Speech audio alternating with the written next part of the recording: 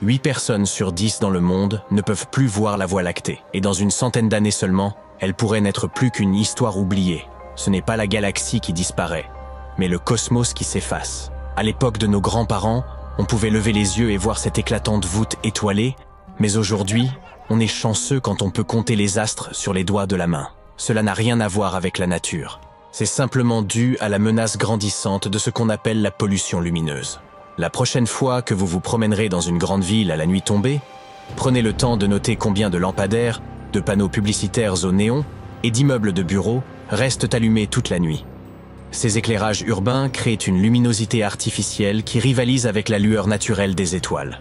C'est ce qu'on appelle la pollution lumineuse, et elle ne cesse de s'aggraver. Chaque année, la Terre augmente sa luminosité de 10%. Cela signifie qu'une personne qui naît aujourd'hui dans une région où l'on peut voir environ 250 étoiles ne pourra en voir qu'une centaine arrivée à l'âge de 18 ans. Malheureusement, ce problème se pose déjà dans les grandes villes, où observer les étoiles ne se fait plus que dans les planétariums, à tel point que, lors d'un tremblement de terre qui a privé Los Angeles d'électricité dans les années 90, de nombreux habitants ont appelé les centres d'urgence pour signaler la présence d'un énorme nuage argenté dans le ciel nocturne. Ce qu'ils voyaient en réalité, peut-être pour la première fois, c'était la Voie lactée. Lorsque vous regardez la Terre depuis l'espace, vous pouvez voir les vastes régions d'Amérique du Nord, d'Europe, du Moyen-Orient et d'Asie toutes illuminées. Singapour, le Qatar et le Koweït figurent parmi les pays les plus pollués par la lumière. À l'inverse, des endroits reculés comme la Sibérie, le Sahara et la forêt amazonienne sont plongés dans l'obscurité la plus totale. La pollution lumineuse se manifeste sous plusieurs formes. Tout d'abord, il y a l'éblouissement. Par exemple, lorsque vous conduisez et que toutes ces lumières vives vous font littéralement mal aux yeux. C'est très désagréable. Ensuite, il y a l'accumulation, comme à Times Square avec toutes ces lumières brillantes éparpillées un peu partout. L'intrusion de lumière, c'est lorsque la lumière pénètre subrepticement dans des endroits où elle ne devrait pas se trouver, comme celle d'un réverbère dans votre chambre à coucher. Enfin, il y a la surillumination, qui consiste à utiliser beaucoup trop de lumière artificielle sans raison valable, comme quand les bureaux restent allumés toute la nuit alors qu'il n'y a personne. Et toutes ces formes de pollution lumineuse ne se contentent pas de nous voler la beauté du ciel nocturne. Elles perturbent également les études astronomiques. Lorsque nous dépendons trop des lumières artificielles, le travail des télescopes terrestres s'en trouve perturbé. Et lorsque ces équipements ne peuvent pas faire leur travail correctement, nous avons besoin de télescopes spatiaux encore plus coûteux, comme Hubble et James Webb. Et soyons honnêtes, nous parlons là de milliards d'euros. La transformation de la nuit en jour nous concerne tous, et pas seulement les astronomes. La lumière nocturne perturbe nos horaires de sommeil et l'horloge interne de notre corps. Cette horloge contrôle l'activité cérébrale, les niveaux d'hormones et les fonctions cellulaires. Lorsqu'elle est perturbée, cela peut entraîner des problèmes graves tels que la dépression, l'insomnie, les problèmes cardiaques, voire pire. L'un des processus clés qui est perturbé est la production de mélatonine, une hormone qui apparaît à la tombée de la nuit. Trop de lumière la nuit fait baisser le taux de mélatonine, ce qui entraîne du stress, de l'anxiété, des maux de tête et un manque de sommeil. La lumière bleue est particulièrement néfaste à cet égard. Vous pensez peut-être qu'il suffit d'activer le mode nuit sur l'écran de votre téléphone, mais vous vous trompez.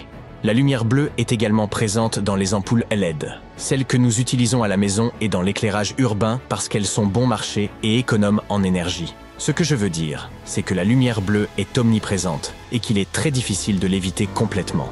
C'est aussi en grande partie la raison pour laquelle nous ne sommes pas tout à fait sûrs de l'ampleur de la pollution lumineuse aujourd'hui. Certaines statistiques suggèrent que ce problème a augmenté de 49% en 25 ans, jusqu'en 2017. Mais le chiffre réel pourrait être encore plus élevé. Le fait est que la lumière bleue a des longueurs d'onde plus courtes, et les satellites dont nous dépendons aujourd'hui peinent à la détecter avec précision.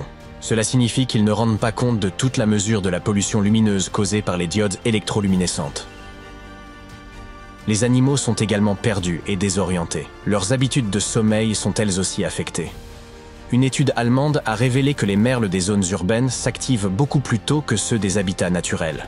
Ils se réveillent et commencent à chanter près de 5 heures plus tôt que leurs cousins de la campagne. Les comportements migratoires sont perturbés, en particulier chez les oiseaux, comme les moineaux et les grives qui se déplacent la nuit. Vous pouvez imaginer à quel point ils sont désorientés lorsqu'ils aperçoivent quelque chose comme la sphère de Las Vegas éclairée par 1 ou 2 millions d'ampoules LED. La luminosité intense cache les étoiles et perturbe leur migration sur des milliers de kilomètres et de continents. Et ce n'est pas tout. L'éclairage artificiel est hélas également à l'origine de l'augmentation du nombre d'oiseaux qui s'écrasent sur les gratte-ciel et les immeubles de grande hauteur. Les insectes, notamment les moustiques, sont également affectés par la pollution lumineuse. Oui, ils sont un peu dégoûtants, et cela ne vous dérange peut-être pas qu'ils soient attirés par les lumières artificielles et, qu'ils subissent leur sort. Mais n'oubliez pas qu'ils constituent une source de nourriture essentielle pour de nombreux animaux, comme les chauves-souris ou les grenouilles, et qu'une perturbation de leur population pourrait perturber des chaînes alimentaires entières. Les lumières nocturnes posent également des problèmes sous l'eau. Les créatures marines qui vivent à proximité de panneaux lumineux au large de la côte galloise modifient leur comportement.